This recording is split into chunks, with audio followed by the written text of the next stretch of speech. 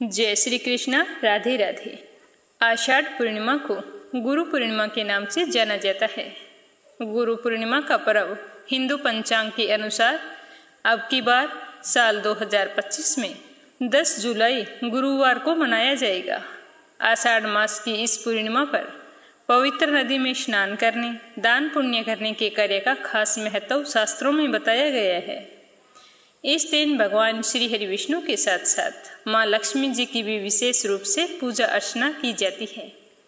साथ ही इस दिन घरों में सत्यनारायण भगवान की कथा को सुना जाता है।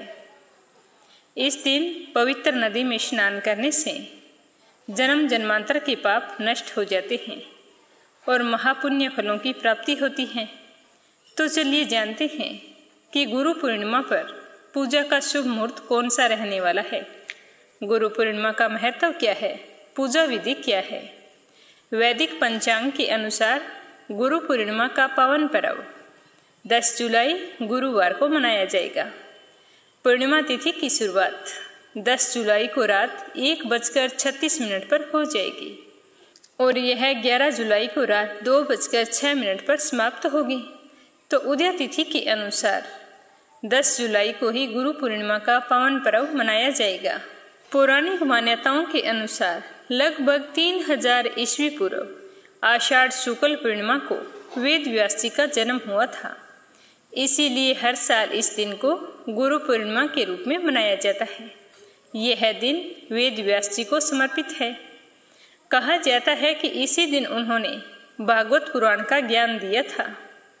गुरु पूर्णिमा को व्यास पूर्णिमा के नाम से भी जाना जाता है। पूर्णिमा का दिन होने की वजह से इस दिन जगत के पालनहार श्री हरि विष्णु के साथ साथ माँ लक्ष्मी जी की पूजा अर्चना भी की जाती है। यह दिन गुरुओं के सम्मान का दिन माना जाता है। साथ ही इस दिन शिष्य अपने गुरुओं को दक्षिणा देते हैं। कहा जाता है कि इस दिन गुरु और बड़ों का सम्मान करना चाहिए। जीवन में मार्गदर्शन करने के लिए उनका आभार व्यक्त करना चाहिए। गुरु पूर्णिमा पर व्रत, दान और पूजा का विशेष महत्व माना जाता है। कहते हैं कि व्रत रखने और दान करने से ज्ञान मिलता है और मोक्ष की प्राप्ति होती है। अगर आप पूर्णिमा पर पंडित जी को बुलाकर सत्यनारायण भगवान की कथा करवा पाने में असमर्थ हैं, तो इस बात को लेकर बिल्कुल भी चिंता मत करें। आप भगवान श्री हरि विष्णु की पूजा स्वयं करके भी पुण्य फल कमा सकते हैं। भगवान श्री हरि की पूजा में तुलसी, धूप, दीप, गंध, पुष्प और पीले फल चढ़ाएं।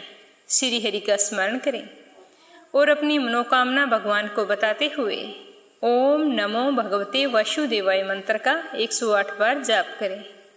पूजा के बाद भगवान को अलग अलग तरह के पकवानों का भोग लगाएं और प्रणाम करें। फिर भोग को प्रसाद के रूप में घर के सभी लोगों में बांट दें।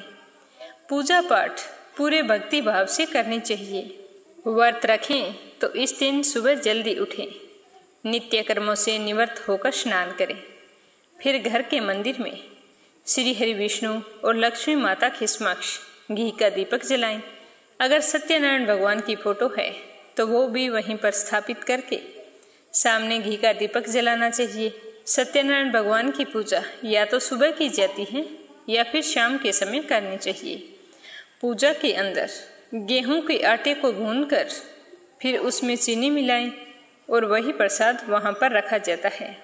केले रख सकते हैं, साथ में गुड़, चावल, रोली, घी का दीपक और पंचामृत रखकर श्री हरि विष्णु, सत्यनारायण भगवान और लक्ष्मी माता की पूजा अर्चना करनी चाहिए। व्रत का संकल्प लेकर भगवान को अपनी मनोकामना बताएं। उसके बाद श्री सत्यनारायण भगवान की व्रत कथा सुनें।